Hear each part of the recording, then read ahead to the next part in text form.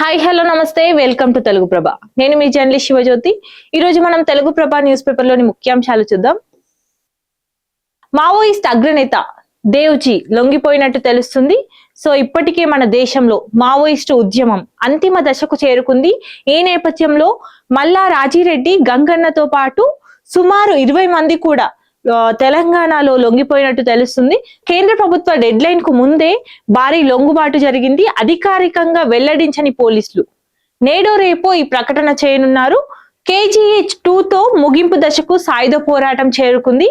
ఇక్కడ చూసుకుంటే భారత గడ్డపై మావోయిస్ట్ ఉద్యమం అంతిమ దశకు చేరుకున్న సంకేతాలు వెలువడుతున్నాయి. ఆ పార్టీలో అత్యంత కీలక వ్యూహకర్తగా పేరుగాంచిన top commander Tippiri Tirupati alias Devji ఆదివారం తెలంగాణ పోలీసుల ఎదుట లొంగిపోయినట్టు సమాచారం. ఆయనతో పాటు మల్లా రాజిరెడ్డి ఆలియాస్ సంగ్రామ్, నరసింహారెడ్డి ఆలియాస్ గంగన్నతో పాటు సుమారు 20 మంది మావోయిస్టులు లొంగిపోయినట్లు తెలుస్తుంది. ఆసిఫాబాద్ అడవుల్లో పోలీసుల ఎదుట వారు లొంగిపోయినట్లు ప్రచారం జరిగింది. దీనికి సంబంధించిన వివరాలను పోలీసులు అధికారికంగా ఇంకా ప్రకటించలేదు. జగిత్యాల జిల్లా కోరుట్లకు చెందిన 62 ఏళ్ల దేవ్జీ 2025 మేలో పోలీసుల కాల్పుల్లో నంబాల కేశవరావు మరణించిన తర్వాత పార్టీ పగ్గాలను చేపట్టినట్లు సమాచారం. దేశంలో నక్సలిజం నిర్మూలనకు కేంద్ర ప్రభుత్వం విధించిన గడువు 2026 మార్చి 31కి 40 రోజుల ముందే ఈ భారీ లొంగుబాటు జరగడం గమనార్హం. ఇక్కడ చూసుకుంటే దేవ్జీ లొంగుబాటుతో వారి కుటుంబంలో సంబరాలు చేసుకుంటున్నట్టు కూడా ఈ దృశ్యంలో మనకు కనిపిస్తుంది. గోదావరి జలాలపై అసెంబ్లీలో చర్చిద్దామంటూ కూడా సీఎం రేవంత్ రెడ్డి ఆదివారం దేవాదుల లిఫ్ట్ ఇరిగేషన్ ని సమీక్షించారు. అందులో భాగంగా విలేకరులతో మాట్లాడుతూ గోదావరి జలాలపై అసెంబ్లీలో చర్చిద్దామంటూ కూడా తెలిపారు. మిగులు నిధులున్నా కూడా గత ప్రభుత్వం ప్రాజెక్టులను పూర్తి చేయలేదు అంటూ కూడా తను తెలిపారు. ఇక్కడ చూసుకుంటే గోదావరి కృష్ణా జలాలపై అపోహాలు సృష్టిస్తూ రాష్ట్ర గౌరవం దెబ్బతీయొద్దు అంటూ కూడా తను తెలిపారు. 2 ఏళ్లలో సాగునీటి ప్రాజెక్టులు పూర్తి చేయడమే లక్ష్యం అంటూ కూడా తను పేర్కొన్నారు. 18,500 కోట్లకు చేరిన దేవాదుల ప్రాజెక్టు వ్యయం అంటూ కూడా తను వ్యక్తం చేశారు. జూన్ 2 లోపు భూసేకరణకు 600 కోట్ల మంజూరు చేస్తామంటూ కూడా తను స్పష్టం చేశారు. ఇక్కడ చూసుకుంటే దేవాదుల లిఫ్ట్ ఇరిగేషన్ పాయింట్ వద్ద సీఎం రేవంత్ రెడ్డి సమీక్షించినట్టు కూడా కనిపిస్తుంది. ఇక్కడ చూసుకుంటే సాగుకు సాంకేతిక దన్ను, ఆన్లైన్ లో వ్యవసాయ శాఖ సేవలు, విత్తనాలు, ఎరువులు, పంట నమోదు, అమ్మకాలు జరగనున్నాయి. అన్ని డిజిటల్ విధానంలోనే అందుబాటులోకి కూడా రానున్నాయి. ఇక్కడ చూసుకుంటే ఆకుకూరలు, దుంపల్లో ఆర్సెనిక్ అనే విషయం కలుస్తున్నట్టు తెలుస్తుంది. ప్రమాదకర స్థాయికి చేరుతున్న ఈ పరిమాణం ఎముకల బలహీనత, దంతక్షయం వంటి సమస్యలకు ఇది కారణమవుతుంది.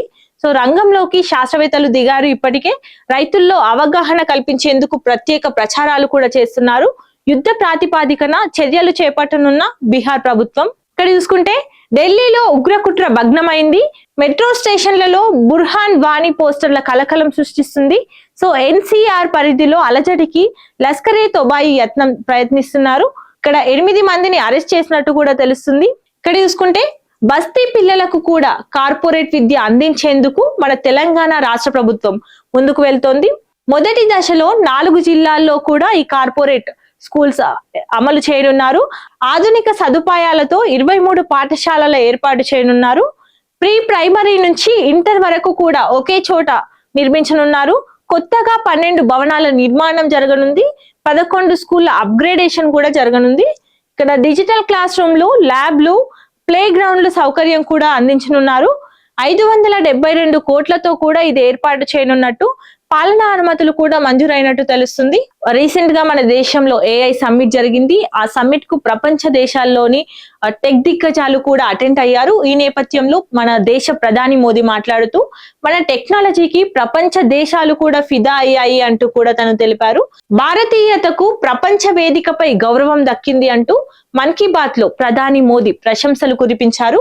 AI సమ్మిట్ నుంచి ఆర్గన్ డొనేషన్ వరకు కూడా కీలక అంశాల గురించి ప్రస్తావించారు. ఇక్కడ చూసుకుంటే నేడు తెలంగాణ కేబినెట్ భేటీ జరగనుంది. అసెంబ్లీ బడ్జెట్ సమావేశాలపై నిర్ణయం తీసుకోనున్నారు.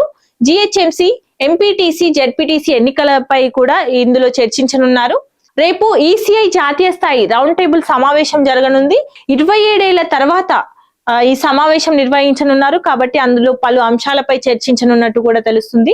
ప్రజాస్వామ్యాన్ని కూనీ చేస్తున్న సర్కార్ అంటూ కూడా ఇక్కడ మన కేంద్ర మంత్రి కిషన్ రెడ్డి వ్యాఖ్యానించారు. నిరూపించాలని కోరితే ఎమ్మెల్యే హౌస్ అరెస్ట్ చేశారు అంటూ కూడా తను వ్యాఖ్యానించారు. ఇది పూర్తిగా కక్ష సాధింపు చర్యని అంటూ ప్రతిపక్ష స్వరాన్ని అణిచివేసేందుకు కుట్రలు చేస్తున్నారు అంటూ కూడా తను వ్యాఖ్యానించారు. ఇక్కడ చూసుకుంటే ఏఐసిసి ఏటీఎం లా తెలంగాణ ప్రభుత్వం పనిచేస్తుంది అంటూ కూడా ఇక్కడ బీఆర్ఎస్ వర్కింగ్ ప్రెసిడెంట్ కేటీఆర్ వ్యాఖ్యానించారు. ఢిల్లీకి సంచులు మోయడమే రేవంత్ ఏకైక ఎజెండా అంటూ కూడా తను వ్యాఖ్యానించారు. హామీల అమలుకు నిధులు లేవనడం దురదృష్టకరం అంటూ కూడా తను వ్యాఖ్యానించారు. 3 లక్షల కోట్ల అప్పు చేసినా కూడా ఫలితం లేదు అంటూ కూడా కేటీఆర్ వ్యాఖ్యానించారు. ఇక్కడ చూసుకుంటే పసిబిడ్డ మరణానికి కారణమైన వారిపై చర్యలు తీసుకోవాలి అంటూ కూడా తెలంగాణ జాగృతి అధ్యక్షురాలు కల్వకుంట్ల కవిత వ్యాఖ్యానించారు. కుమ్మర ఘటనపై ఆగ్రహం వ్యక్తం చేసిన కవిత, పరిషత్ ఎన్నికలు ప్రతిపక్షమా పరోక్షమా, ఎవరికి జరిగేను మేలు, స్వపక్షమా ప్రతిపక్షమా, మంత్రివర్గ నిర్ణయం జరుగుతుంది నేడు, ఏమవునో ఏమో ఉత్కంఠతో చూడు. సో ఇవ్వండి ఈరోజు తెలుగు ప్రభ న్యూస్ పేపర్ లోని ముఖ్యాంశాలు. మరిన్ని అప్డేట్స్ కోసం చూస్తూనే ఉండండి తెలుగు ప్రభ.